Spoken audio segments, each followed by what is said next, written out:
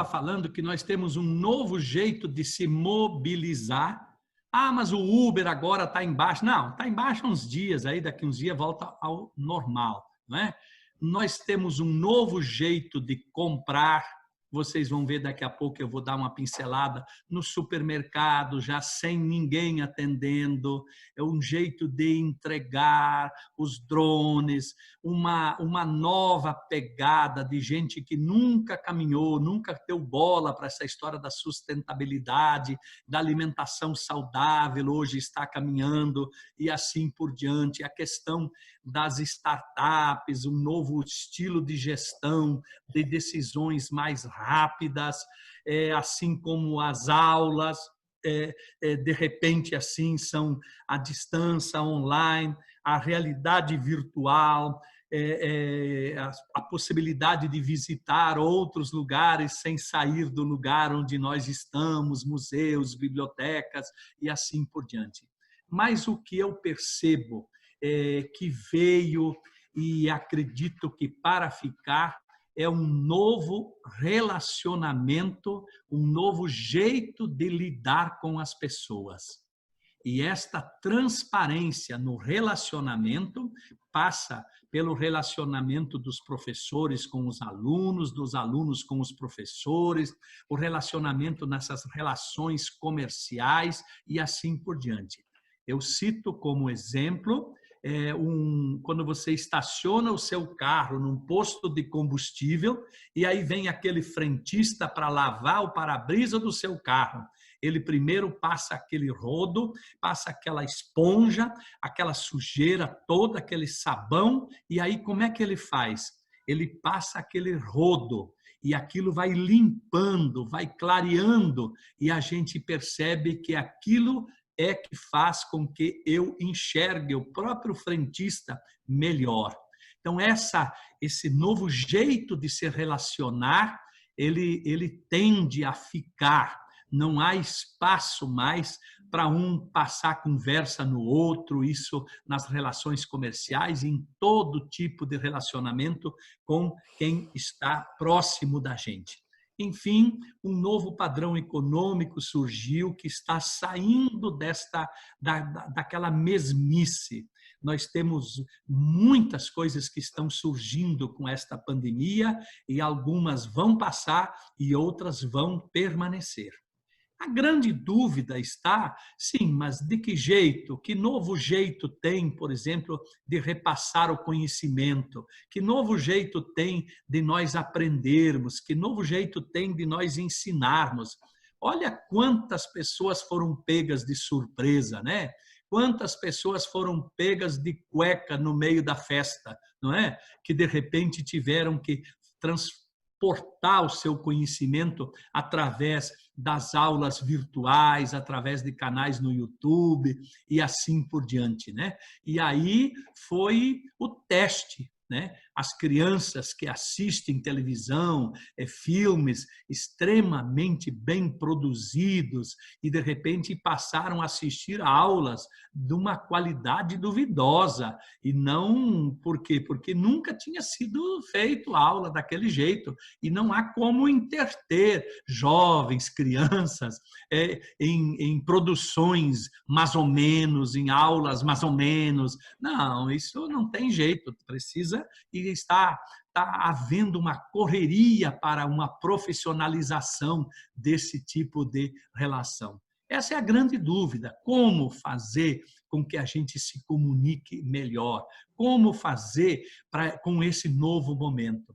Então, acrescentou-se um RE que muda todo o significado. Então, não basta hoje criar, é preciso recriar. Então, não basta hoje pensar, é preciso repensar. Não basta adaptar as coisas a essa nova realidade. É preciso readaptar. Do mesmo jeito, mais um RE aqui. É preciso o quê? A palavra que eu acho chave de tudo isso. É preciso reaprender. Mas como assim reaprender? Então, se você quiser saber a coisa certa a fazer agora, aprenda a prever melhor o que está por vir. Sim, mas então, Omar, você está querendo dizer que a gente vai ter que ser futurista? Sim, em termos de pensamento, sim. Agora, como é que eu vou adivinhar o que vem? Não, não se trata de adivinhar. Se trata de você não precisar a bola de cristal. Não. Você tem outros mecanismos. E aí sim eu trago novamente um exemplo.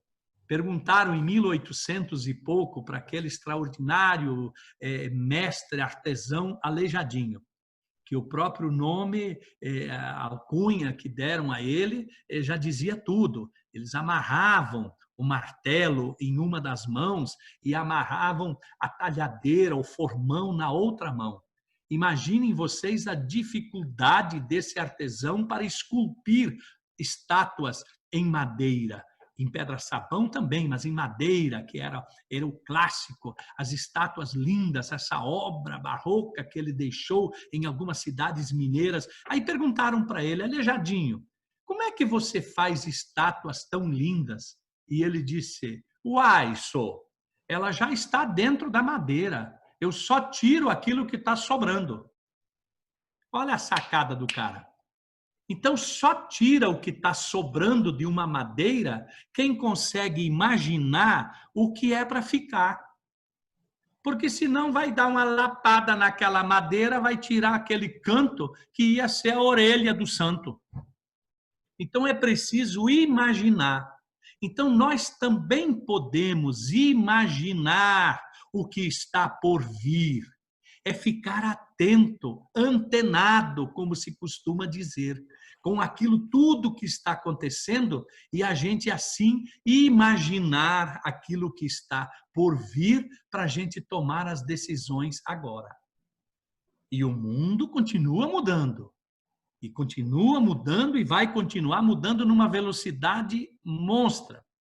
Vejam só, no Fórum Mundial, que foi em 2018, final de 2018, de repente alguém foi lá e apresentou um trabalho que assustou todo mundo. Foi quando um professor, um estudioso, um especialista disse 65% das crianças vão trabalhar em atividades que hoje ainda não existem. Então é muito louco isso. Imaginem disso de 2018 para cá e pós-pandemia. O quanto que isto aumentou esse percentual. E aí, 35% das atividades, habilidades consideradas importantes hoje mudarão em 5 anos. Teve um recente encontro de especialistas em comunicação, e aí quem estava coordenando isto fez a seguinte pergunta: quem de vocês acha que o celular será o principal meio de comunicação daqui 5 anos? Parece que 2, 3 só levantaram a mão. Então, aquilo que a gente acha que nós chegamos ao topo numa ferramenta extraordinária que é o celular, o aparelho de celular, que hoje é muito mais do que um computador, aí embutido inteligência artificial e outras tecnologias. Então, vejam só o quanto que isto vai mudar nesses próximos anos. Quem diria que hoje uma das profissões é digital influencer? Tem milhares, milhões de gente que segue gente para ouvir o que é que o cara vai calçar, o tênis, a roupa e a sua opinião sobre outras coisas. Ficam influenciando pessoas. Né? Uma live de um cantor famoso é 3 milhões de pessoas que assistem. É claro que tem outros que só junta 12 pessoas e 11 são parentes, né? Mas isso não é o que nós estamos julgando aqui. Então vejam só, quem diria que hoje uma profissão é designer de sobrancelha? Isso era impensável há pouco tempo. E tem mercado, e tem gente que cuida disso, e tem todo um modelo para cara mais arredondada, para gordo, para magro, para gordo, papá, papá, papá. É tudo desse jeito. Aqui na quadra onde eu moro, eu vejo com frequência gente passeando com o cachorro dos outros. levando eles para se exercitar. Se eu falar isso para minha mãe, que tem 84 anos, lá no Rio Grande do Sul, de que tem gente, né, que tem como profissão passear com o cachorro dos outros, ela vai dizer: tu está me mentindo, filho. Olha só o congestionamento de cachorro numa esquina em São Paulo, onde esses profissionais, né, eles vão andando. Passando agora para as profissões do futuro, que é o outro espaço aí que eu tenho que abordar com vocês, são ideias de pensadores, então nada diz que serão com estes nomes, nada diz que serão exatamente estas profissões, são tendências. Então eu gostaria aqui de dizer para vocês, por exemplo, consultor de mídias sociais. Não é difícil imaginar que já é hoje uma profissão, né? O quanto que isto ainda vai avançar é o que se pensa. Profissionais na área da saúde mental, psicólogos, psiquiatras, olha só a ressaca, entre aspas, que nós vamos ter na cabeça das pessoas pós-pandemia. O quanto que esses profissionais terão e já têm o seu valor. Consultor financeiro, não é verdade? Quem tem uma graninha agora está todo metido a aplicar na bolsa direto, está estudando esse assunto. Não, não dá mais a poupança dos bancos, eu quero ser... Então, como consultar? Então, cada vez mais pessoas vão dar pitacos sobre as tendências das ações e assim por diante. Especialista em sustentabilidade empresarial. Nós todos estamos observando o comportamento das empresas e conforme elas se comportarem agora, por exemplo, na pandemia, eu pessoalmente vou levar isso em consideração ao fazer as minhas próximas compras. Quem deixou seus colaboradores na chapada, quem não deu bola, quem demitiu de cara, quem não quis saber como é que estão os seus colaboradores, como é que é, quem explorou no preço de uma água, de um álcool gel, de uma máscara. Quem ficou sonegando o remédio pela alta procura, esperando subir e assim por diante. Eu estou de olho nisso. Nessa tal da sustentabilidade. Químico em alimentos também é uma tendência forte da profissão do futuro. Por quê? Porque a segurança alimentar cada vez mais bate na porta da gente. Curador pessoal de conteúdo, né? Exatamente para postar em todas esses aplicativos, essas ferramentas. Olha só, desorganizador corporativo. Ontem a gente tinha que arrumar alguém para organizar. Agora, a tendência é alguém para desorganizar, porque aquela forma organizada está com os dias contados. Olha só aqui a questão do RH. Não basta ser um especialista em gente, é preciso entender de robô, porque vamos ter que transitar numa relação da robótica com o ser humano.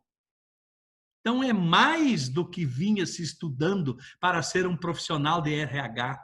Olha aqui, gente, terapeuta de desintoxicação tecnológica.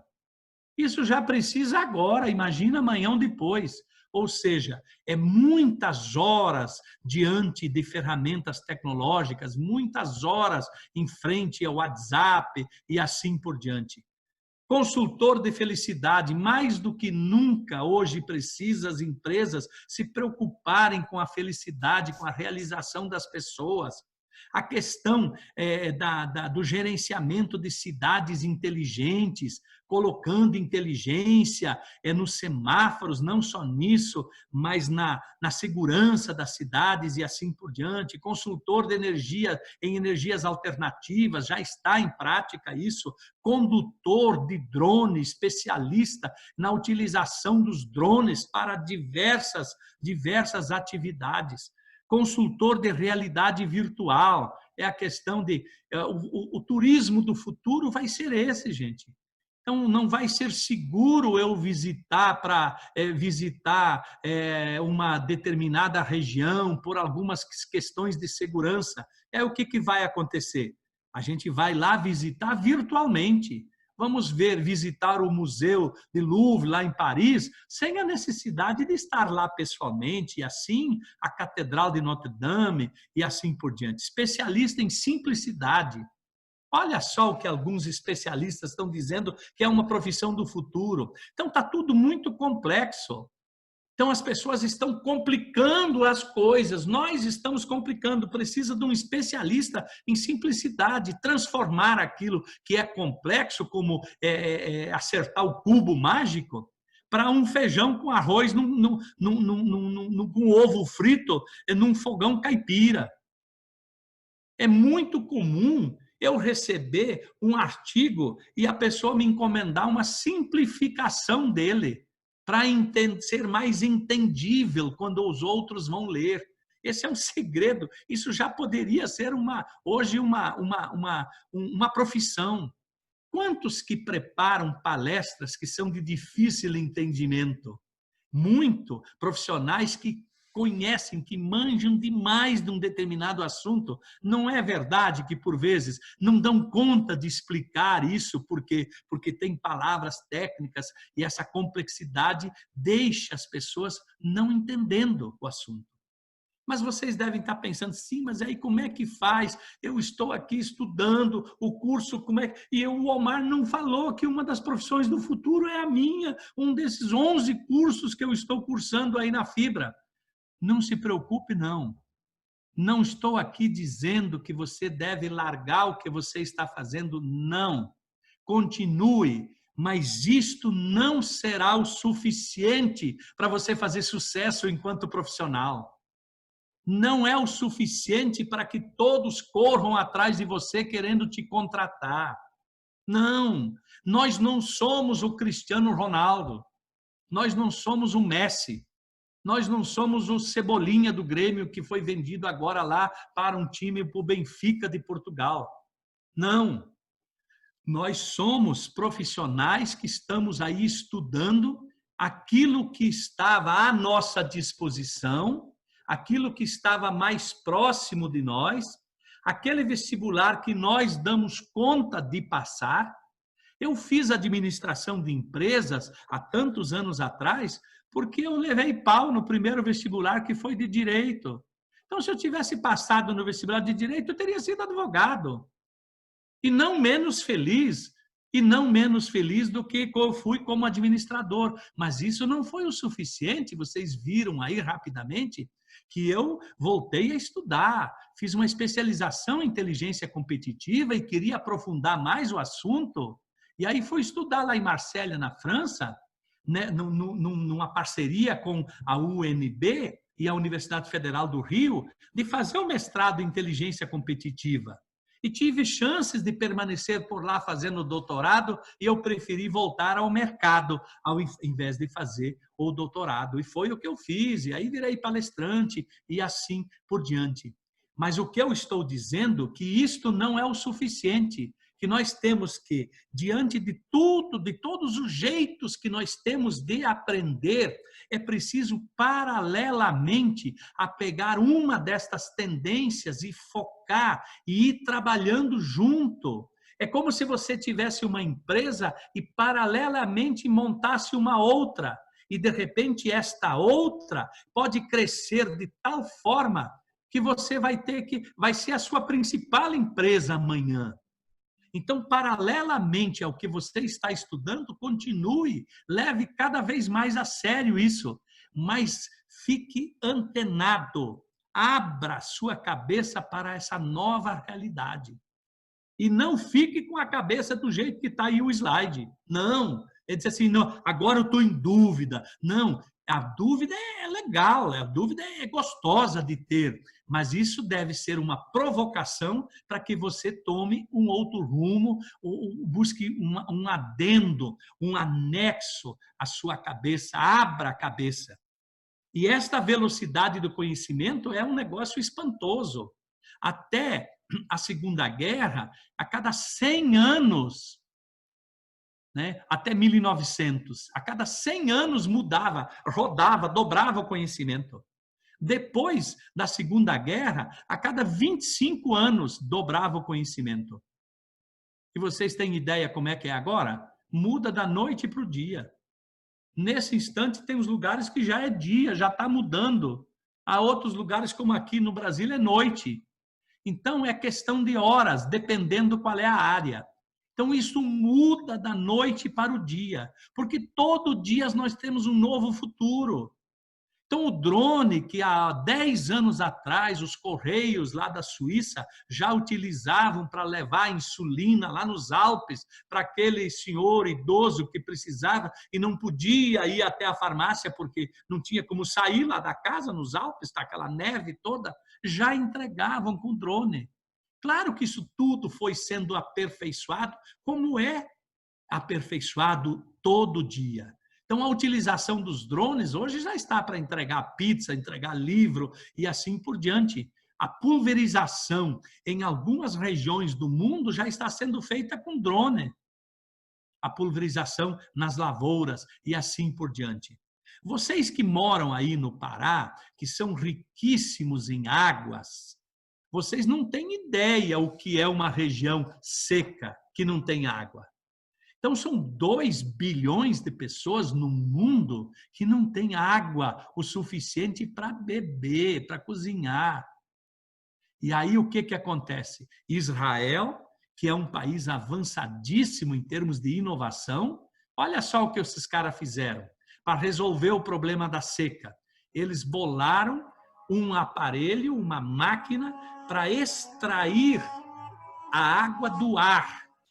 E um aparelho doméstico extrai do ar, na seca do deserto lá de Israel, extrai até 25 litros de água por dia. Essa máquina foi trazida para o Brasil para uma demonstração na posse do atual presidente da República. Então vejam só aí, é esse aparelho israelense que extrai a água. Olha a felicidade das pessoas. Imaginam só isso na seca do Nordeste e em regiões como aqui no Tocantins tem, que é seca, que não tem água. Essa é a inovação. Imaginem vocês o que a Samsung está fazendo no vizinho país, aqui na Argentina, experimentando essa inovação extraordinária que é colocar um telão na traseira dos caminhões. E nós vamos andando atrás desses caminhões e no telão enxergamos, claro, aquilo que está na frente do caminhão, para fazer uma podagem segura e não morrer bobamente como milhares morrem nessa Belém-Brasília, indo de Brasília para Belém, de Belém para cá, do Tocantins aqui para lá e para cá, porque podam mal, faz uma ultrapassagem perigosa e assim por diante. É a tecnologia. Recentemente, eu fiz uma visita, eu, minha esposa Lourdes e um grupo de brasileiros lá no Vale do Silício, nos Estados Unidos. Eu tinha muita vontade de conhecer aquilo lá. E eu fiquei embasbacado com aquilo que eu vi. Entramos no supermercado da Amazon, não vimos nenhum funcionário para atender. Existem raros funcionários que de madrugada vão repor o estoque. E você cadastra o seu cartão, entra lá e todo o forro do supermercado e 1 metro para baixo são câmeras que de um jeito ou de outro, de um ângulo ou de outro, eles o que faz? Filmam, gravam aquilo que você está colocando dentro da tua sacola e ao sair simplesmente pip, apita e você já tem a sua compra debitada no seu cartão de crédito. Aí, agora vocês imaginam só, eu fui lá no Vale do Silício experimentar o hambúrguer impossível. E eu jurava, mas se alguém não falasse para mim de que aquilo era um bife, uma picanha, um hambúrguer de carne de vaca, de Nelore, né? Uma maravilha. Não, nada de carne, é um hambúrguer vegetal. E nós visitamos um laboratório onde o cientista disse, nós estamos extraindo pedaços de peito do frango e nós multiplicamos aqui no relatório a quantidade de quilos de peito de frango que é preciso fazer. E vai ser a primeira vez, brincou ele, a gente olhar um frango e dizer, eu estou comendo um pedaço do peito desse frango que está lá, eu estou comendo aqui no meu hambúrguer. Então, esse povo que produz e acha que está com a última Coca-Cola do deserto, pois que fique de olho antenado, fica antenado por quê? Porque essa alimentação vai ser feita em laboratório também, porque não tem espaço para ter carne de boi e de carneiro e de ovelha para alimentar o mundo todo nesse ritmo que está indo. Agora, o que eu fiquei, aí realmente assim caiu a ficha de que eu estava numa região, no olho do furacão da inovação do mundo, foi quando eu entrei dentro de um carro Tesla, um carro autônomo. E aí sim, né, a ficha caiu e eu disse, o que é isso? Né? Nem experimentei contar para minha mãe, mas entrei num carro onde a gente coloca lá para onde que a gente quer ir, como se fosse ali aquele aplicativo do Uber, e o carro nos leva para lá, fazendo a curva direitinho, parando, sinal, avançando, o sensor percebe uma pessoa passando aqui, por exemplo, quando está no filme, parou, aí ele continua, é desse jeito. E o caminhão, que a transportadora Otto, que é ligado lá ao Google, o que fez? Carregaram 50.000 latas de cerveja Budweiser e programaram ele para ir 200 quilômetros numa outra cidade, onde ele foi sozinho, e lá um outro robô descarregou a cerveja e ele voltou e se auto-estacionou na garagem. Vocês imaginam a gente andando na Belém, Brasília, e dá uma olhada assim para o caminhão que a gente está podando e não vê ninguém lá dentro. A gente ia parar e se beliscar para ver se não está ficando doido, né? Mas essa é a realidade. Então, a tecnologia, que era para poucos, hoje ela está disponível. Tem muita coisa que está à nossa disposição gratuitamente. E a gente não sabe, né, que dá para acessar a isso. Mas vocês devem estar perguntando aí, todo esse tempo aqui, quase uma hora que eu já falei com vocês. Por que que eu estou arrodeando o toco? O que é que eu estou querendo dizer para vocês? Qual é a luz que eu estou querendo acender? Qual é os rastros que eu estou querendo seguir? Qual é o pulo do gato, né? Isso, ou o pulo da gata, né? Por que sempre do gato, né? Pode ser o pulo da gata. Qual é? Qual é? Então eu vou passar aqui para vocês, mas sem antes não contar a história das águias. Eu, como contador de histórias, e vem muito a calhar, vocês sabem que as águias, elas vivem mais ou menos 70 anos. E daí morrem de velhas. Mas aos 40, um pouquinho mais da metade da vida, elas percebem que as coisas não estão bem com elas.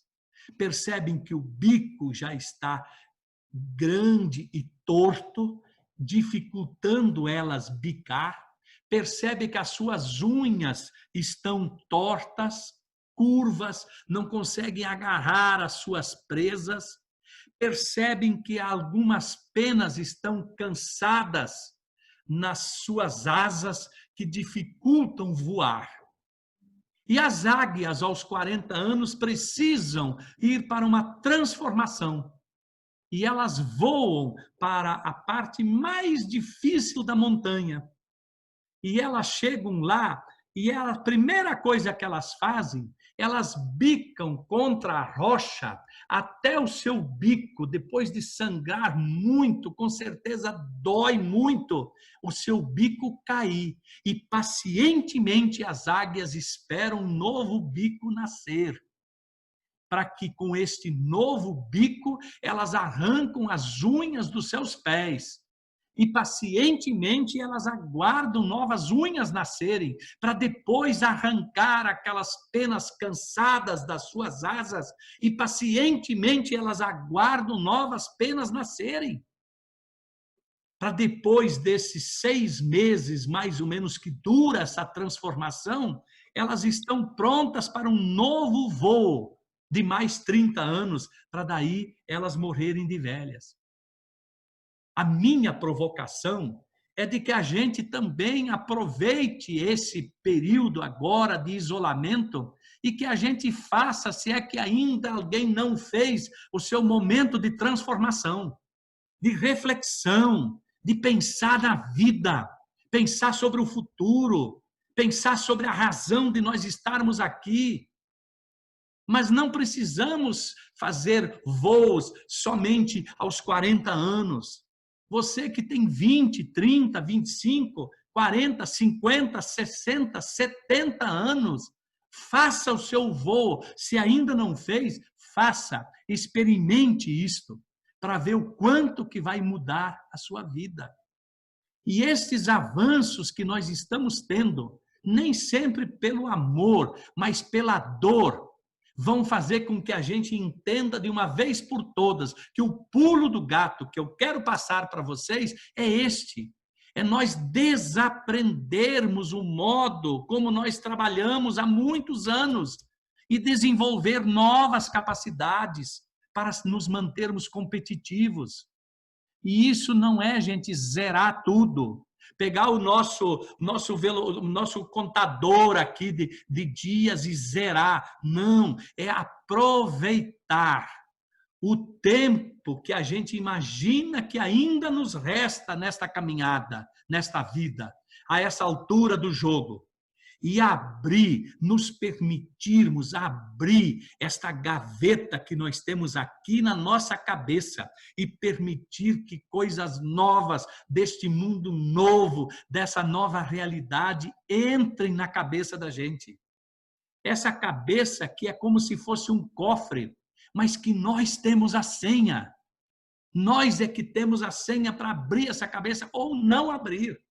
E uma cabeça aberta, arejada, quando essa cabeça assim está receptiva, é como um paraquedas, que quando se abre, fica tudo bem, mas quando não abre, aí vocês sabem que só tem um jeito, apertar no botão F, porque não deu certo não.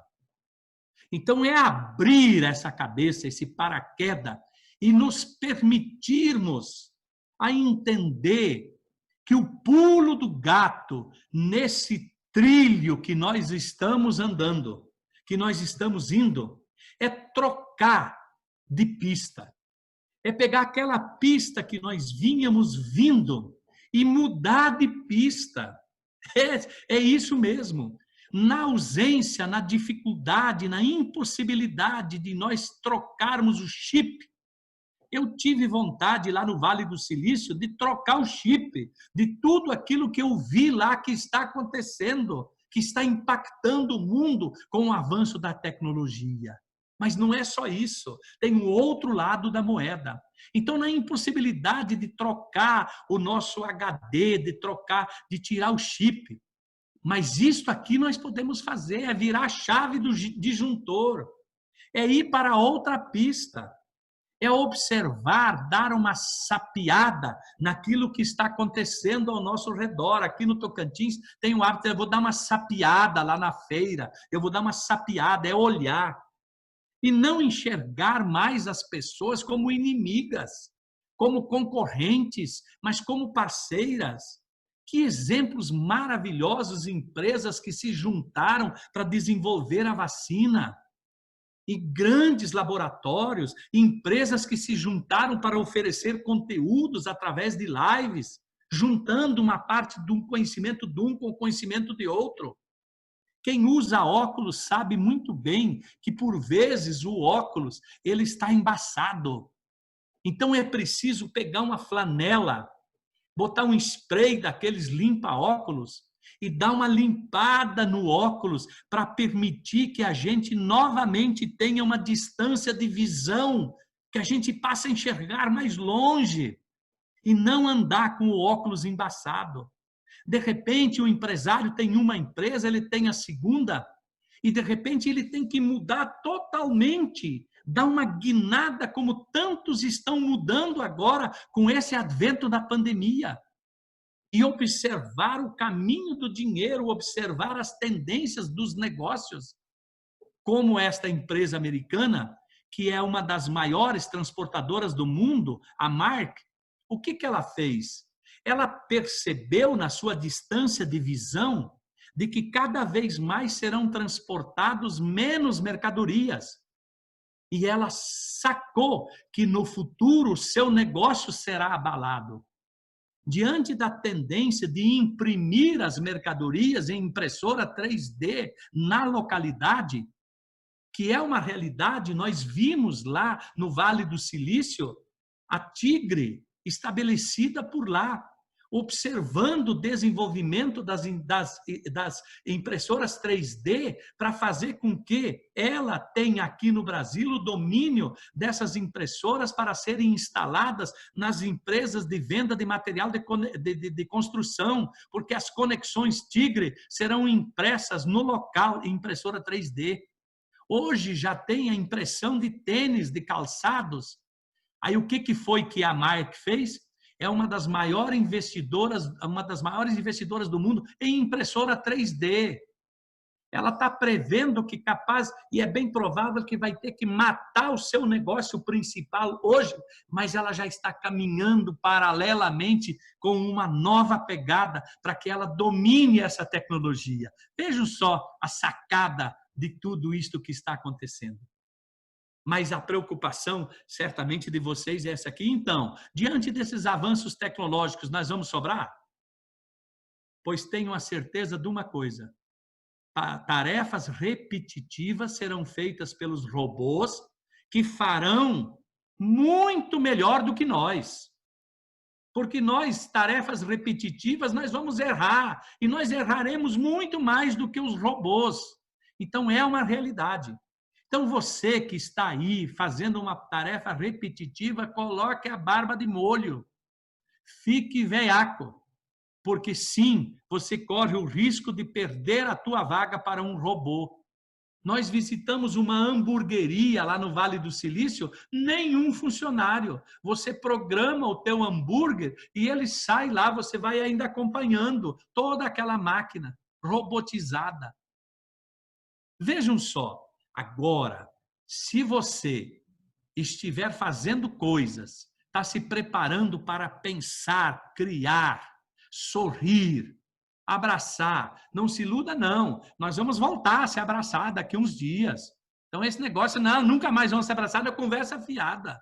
Nós vamos nos abraçar, nós vamos apertar a mão de verdade, isso vai voltar. Se você quiser ou se emociona com as coisas que você faz, então você não será substituído. Você não corre o risco de perder o seu lugar para um robô, para uma máquina. E isso é motivo de festejar, estourar uma champanhe.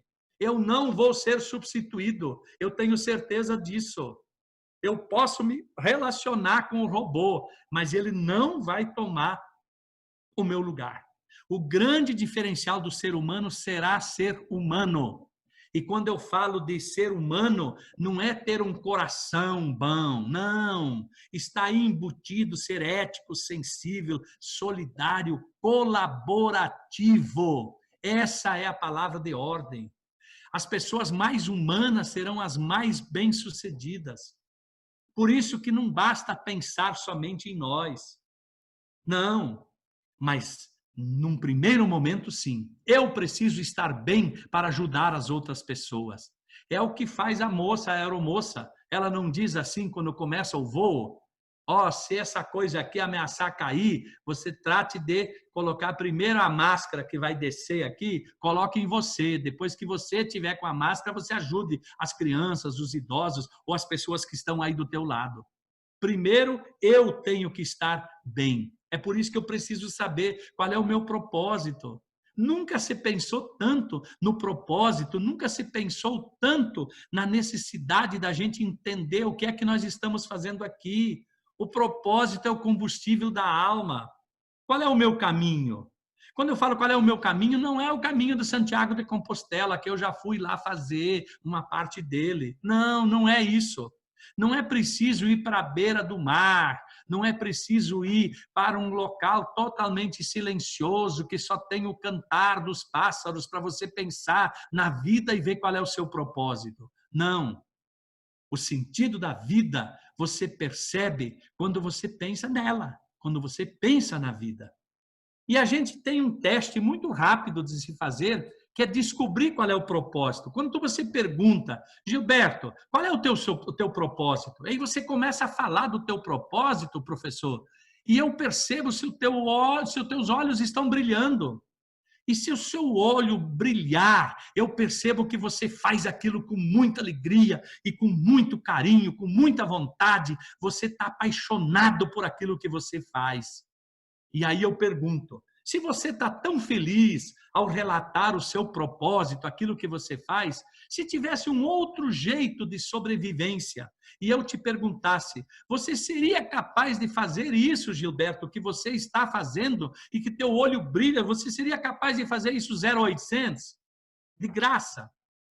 Sim, você ia dizer, se eu tivesse uma outra fonte para eu sobreviver, para pagar minhas despesas, para pagar tudo que eu preciso e comprar as coisas que eu quero, claro que eu faria. E aí eu te diria o seguinte, e se alguém aparecesse para lhe pagar, para você fazer aquilo que você faz com tanto amor e que o teu olho brilha? Aí você ia dizer, esse é o melhor dos mundos. E isso é o que acontece com gente que trabalha e recebe pelo serviço prestado.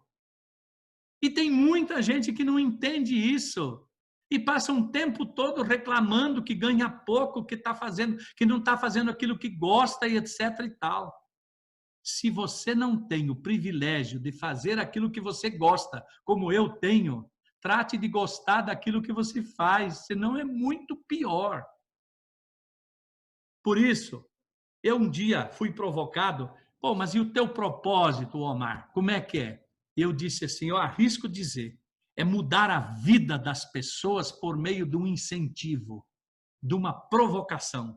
É o que eu estou fazendo com vocês. Eu estou provocando vocês a vocês pensarem no propósito. Eu estou provocando vocês a acreditarem cada um no seu taco. Mas não basta acreditar no taco. Vocês sabem que essa foto aí foi tirada, é real. O Barack Obama, no último dia da campanha em que ele foi eleito presidente dos Estados Unidos, ele anunciou que ele iria ficar em casa jogando sinuca, de tão tranquilo que ele estava. E o adversário dele ainda queria rodar 6 estados americanos de avião para fazer as últimas articulações. E ele vendeu esta imagem ao público americano de que estava tão tranquilo no dia da votação que ele foi jogar sinuca. Ele disse ao público que ele estava acreditando no taco. Mas não basta nós acreditarmos no taco. É preciso ter um bom taco. É preciso entender que tem o giz para você colocar na ponta do taco, que tem a ponta do taco que você pode mudar. Os que jogam sinuca sabem muito bem do que eu estou falando, eu só estou dizendo aquilo que eu ouvi falar, eu não sou um sinuqueiro, não. Então é preciso ter ferramentas e, além de tudo, acreditar no taco e gostar de acreditar no taco. Então você que está aí tão atentamente, até porque vocês não têm a opção de ficar fazendo barulho aí não, né? Você que está sendo chamado para fazer a diferença nesse novo mundo. Tem alguém que está soprando no seu ouvido e dizendo, você é capaz e está sendo chamado para fazer a diferença neste novo mundo. As empresas pensam assim. O Google, tudo aquilo que ele faz, ele pensa no quê? No propósito dele, que é de organizar as informações do mundo e torná-la acessível e útil. Tudo que se pensa no Google está se pensando nisso. Tudo que se desenha está se pensando no propósito. Eles acreditam que o propósito deles de disponibilizar informações para o mundo, o santo Google, diminui as diferenças. E é verdade, o cidadão lá na África, pobre, basta ele ter acesso à internet e ter um aparelho de celular que ele tenha o mesmo acesso ao mundo das informações que nós temos aqui em situações mais privilegiadas. Quando eu falo para empresas, eu provoco. Qual é o propósito da sua empresa? Qual é o propósito da sua instituição? Que bela discussão daria sobre o propósito do Centro Educacional Fibra. Existe para quê? Com tantos e tantos alunos, tantos cursos. E aí, somado o propósito de cada um de vocês, sintonizado com o propósito da instituição, é capaz de revolucionar o mundo ao redor. Indo já para o final, e preciso correr, as tendências pós-pandemia. Então, por exemplo, a concorrência no trabalho será cada vez mais global. Hoje as empresas vão contratar gente que está na Índia, que está em Minas Gerais, que está lá em Tuntum, no Maranhão, que está em Parauapebas, no Pará, Santarém, Óbidos, e ainda vai lá no longínquo, a cidadezinha lá do Amazonas, porque ali tem gente esperta, antenada, que vai poder contribuir. Não tem mais endereço. A outra tendência é nós convivermos com a robótica. Não vai dar para namorar um robô ou uma roboa, né? Mas é preciso conviver com isso. Estudar cada vez mais, estudar como usar as tecnologias. A atualização vai ser muito mais frequente. E não um curso de 4, 5 anos, depois mais um curso de 4, 5 anos, uma pós-graduação de 1 ano, não. São cursos de curta duração que vão fazer com que a gente compreenda essas novas tecnologias nesse novo mundo. O trabalho em casa já é uma realidade, mas tem algumas coisas que precisarão ser resolvidas. Nem todo colaborador das empresas tem uma internet de alta velocidade, tem condições de ser produtivo em casa. Não está tudo resolvido, não. A verdade é que o escritório do futuro será onde o profissional quiser. Depois que inventar a videoconferência, essa ferramenta que nós estamos usando, não é? Flexibilidade no trabalho. Vai acabar a história de relógio ponto de 8 horas. Ah, eu queria ir num casamento de uma prima minha, sexta-feira, e sair às 2 horas da tarde. Não dá. Lembram quando a gente recebia essa negativa do chefe? Ficava puto da cara o resto do mês, porque não deixou sair antes. O horário você é que vai fazer. A tecnologia será uma grande aliada e deve ser uma grande aliada e não uma inimiga. Não vamos olhar com desconfiança. A transformação digital também é uma realidade. Nós precisamos ter a capacidade de nos adaptarmos rapidamente para esse elemento, para ser um elemento essencial. Não é possível prescindir da tecnologia. E a inteligência artificial já está em tudo que a gente possa imaginar. Assisti um vídeo ontem, né, que a gente vai assistir, uma startup inventou lá um aplicativo que você clica em cima do jogador de futebol, assistindo um jogo normal. Lá vai dar toda a ficha dele. Qual é a média de gol, como é, quanto que ele corre, da onde que ele veio, aonde que ele começou. E você clica de novo, você pode apostar. Tem países que têm apostas nos jogadores. Você pode apostar que ele vai fazer um gol, ou que ele vai ser expulso daqui em 5 minutos. E daí você joga e etc e tal. Então, o reconhecimento facial, você desembarca na China, eu já estive lá.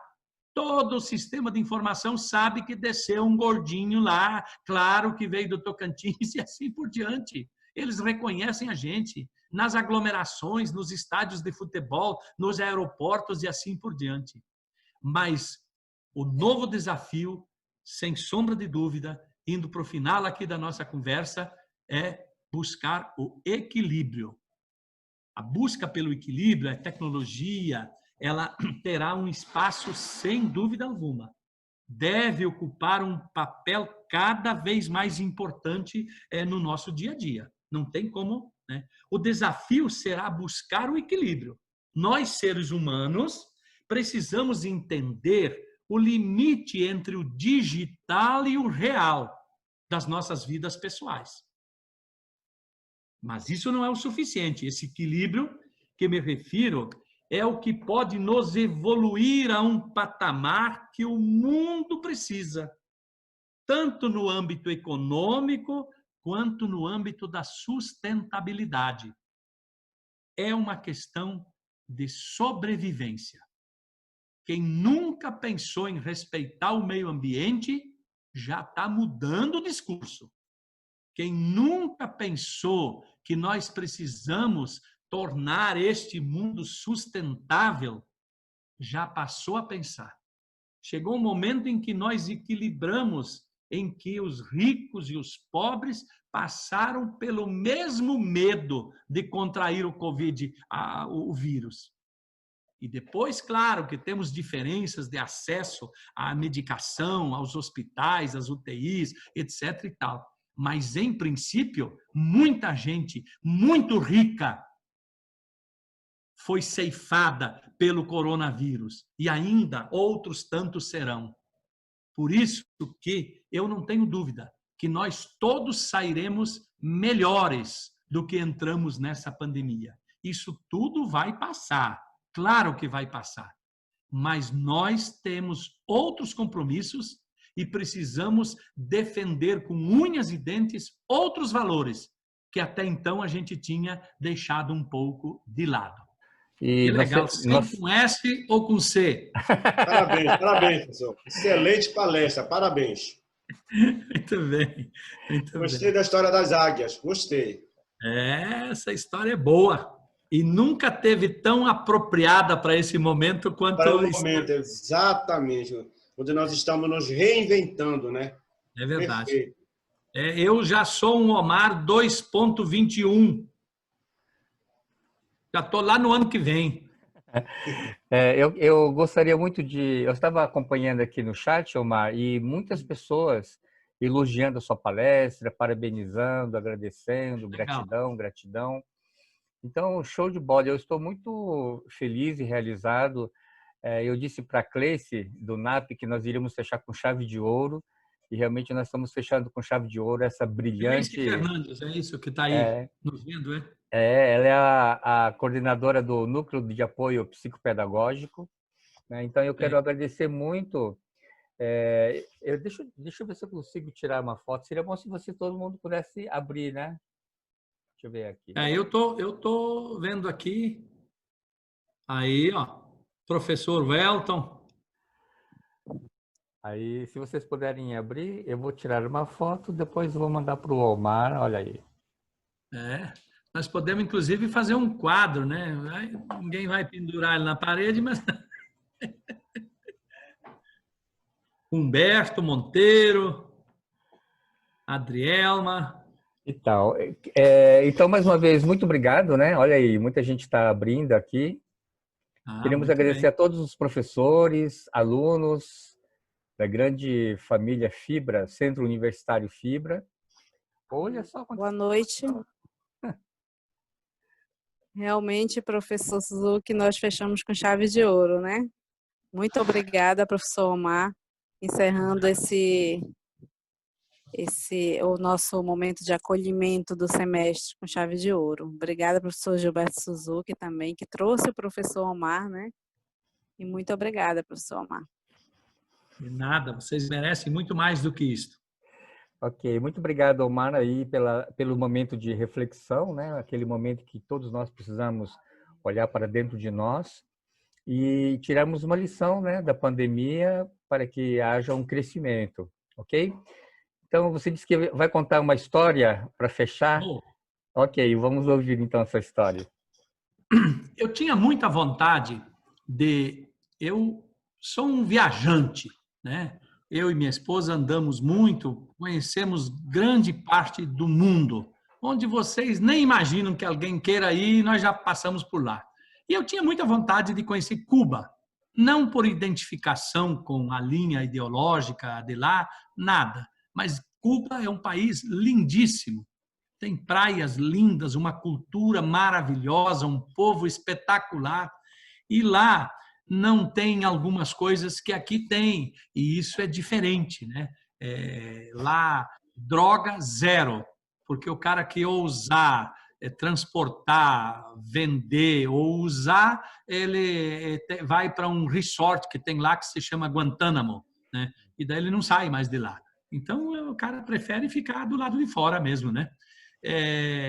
Prostituição também zero, não se vê nada numa área turística onde as pessoas costumam ali ver isto. E uma saúde espetacular, educação espetacular, em final, eu gostei muito de lá. Mas quando nos contaram que algumas histórias já tinham acontecido de uma forma muito forte ali naquele país, disseram que a gente não podia deixar de visitar uma ilha de pescadores onde o Ernest Hemingway ele escreveu O Velho e o Mar. E lá fomos nós, nessa ilha de pescadores, fomos para um restaurante e lá tinha uma mesa simbolicamente reservada, dizia aqui Ernest Hemingway contava histórias com seus colegas pescadores e tomava o seu vinho e comia boa comida e etc. e tal. E escreveu grande parte do Velho e o Mar. E eu nunca tinha percebido assim a riqueza desta mensagem, que conta que um velho muito sagaz e muito entendido em pesca, ele pescava com tanta facilidade que ele era a referência, o professor de pesca. E todo que é jovem gostava de ir pescar com ele. E, de repente, como é o ciclo da vida, passou a uma maré baixa em termos de produtividade na pesca. Ele passou a não pescar mais. E aqueles jovens que tinham tanto prazer, os pais empurravam os seus filhos para ir com esse velho pescar, né? O Salvador, o nome dele, e ele, com aquela maré baixa, foram desistindo. E só um menino continuou a pescar com o velho Salvador, e esse menino se chamava Manolim. Até que o pai, percebendo que já faziam mais de 80 dias eles sem pescar nada, ele tirou aquele menino e arrumou um outro trabalho, porque era daquele trabalho que eles comia, que ele se sustentava. O menino sustentava o Manolim, a família. Mas o menino, muito sagaz, ele disse, influenciou, que ele gostaria de trabalhar com um outro pescador que tinha uma deficiência visual. E o menino sagaz de tudo pensou com ele, o meu novo patrão enxerga muito pouco, praticamente cego era, eu vou poder manipular ele para ir sempre pescar perto do meu amigo Salvador. Foi quando o praticamente cego, ele dizia, por que você está indo para cá? Não, está escutando os pássaros, é do lado que os pássaros cantam, é que os peixes estão. E o Salvador ficou 84 dias sem pescar nenhum peixe, mas ele nunca desistiu. Foi quando ele fisgou um espadarte, e ele era tão grande que ele não conseguia trazê-lo para perto da sua canoa, do seu barco.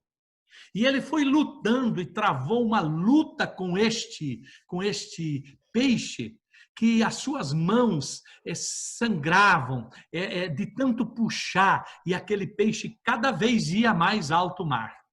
Foi quando ele conseguiu domar o espadarte.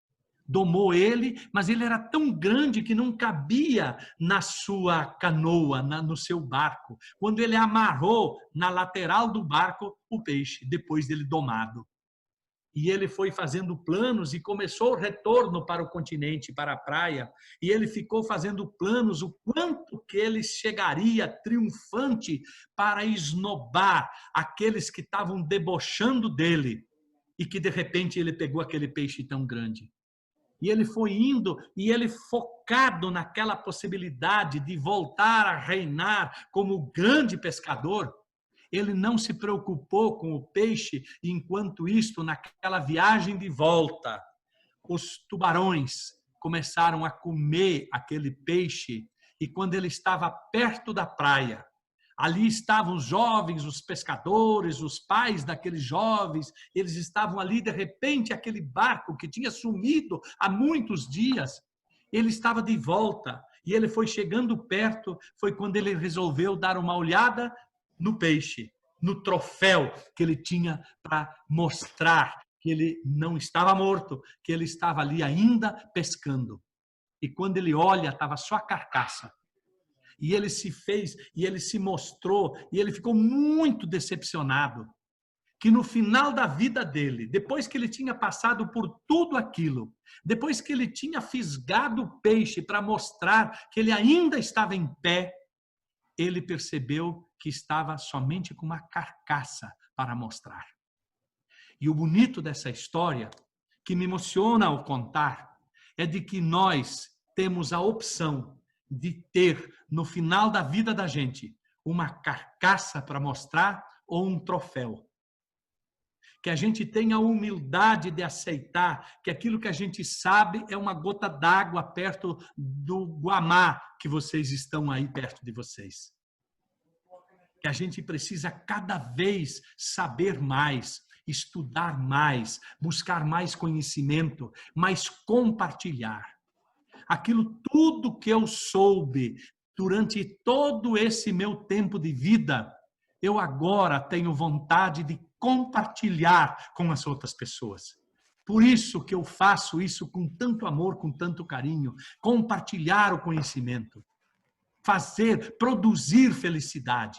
Nós só temos o direito de consumir felicidade se nós produzirmos felicidade. Que a gente trate de produzir felicidade, que a gente tenha troféus para mostrar para os nossos filhos e para os nossos netos. Que a gente tenha o que mostrar, que a vida nos ensina, que continua nos ensinar, que nós precisamos ser seres melhores, que a gente precisa ser mais humano, muito mais humano, para que a gente, dentro desta humanidade, a gente compartilhe aquilo que a gente sabe, que a gente promova o bem sem olhar a quem, como já dizia a poeta, a poetisa Cora Coralina, aqui do vizinho estado de Goiás. Eu tenho uma alegria muito grande quando eu termino um trabalho como este, em que eu me doei, mas com muita alegria, passando um pouco da minha experiência de vida para vocês. E eu gostaria que vocês se transformassem a partir de agora também agentes multiplicadores de alegria, porque a população brasileira está machucada, a população brasileira está sofrida. Ela precisa de gente como nós para estender a mão. Se você até agora não tinha vontade de fazer uma ligação para um amigo seu, faça isso ainda hoje. Se coloque à disposição dele. Diga que você está com ele na impossibilidade de abraçá-lo fisicamente, que você está com ele em oração, que você está com ele na torcida, na vibração. E que todos nós vamos sair dessa. Mas nós precisamos sair vivos para que a gente continue produzindo felicidade. É o que vale. Por isso, amigos e amigas aí do Pará, um beijo no coração de vocês. E até um outro dia, quando a gente pode se ver novamente, pessoalmente. Muito obrigado. Obrigado, Omar. O professor Jairton comentou aqui no chat que você fala com muita paixão. E isso nos contagia. Então, muito obrigado por essa palestra. Eu acredito que todos nós gostamos muito. E você, com certeza, durante esse período, plantou uma semente do amor no coração de todos nós. Então, é gratidão. Muito obrigado. Obrigado à Fibra por nos ter proporcionado esses momentos, em nome dos nossos mantenedores, professor Vicente, professor Átila, a nossa pró-reitora de ensino, professora Irene, a coordenação da Cleice, né, pelo NAP, toda a equipe do NAP, e por essa semana de acolhimento. Muito obrigado, Omar. Show de bola. Boa noite. Parabéns a todos vocês que ficaram até o final. Né? Nós iremos fazer a gravação e depois vamos repassar o link para vocês, tá bom? Muito bem, muito bem. Gente, foi um então, prazer. Obrigado. Abraço digital aqui, ó. Abraço digital a todos. Olha o Bentinho. Esse aí é o Bento, o grande Bento. Tá bom. Gente, muito obrigado pela participação de todos, professores, coordenadores, alunos da grande família Fibra. Boa noite a todos, bom final de semana. E domingo, feliz Dia dos Pais, né? A todos os pais, feliz Dia dos Pais. Que Deus possa abençoá-los, conceder-lhes muita saúde e paz. Valeu? Valeu, pessoal. Obrigado, valeu. Valeu.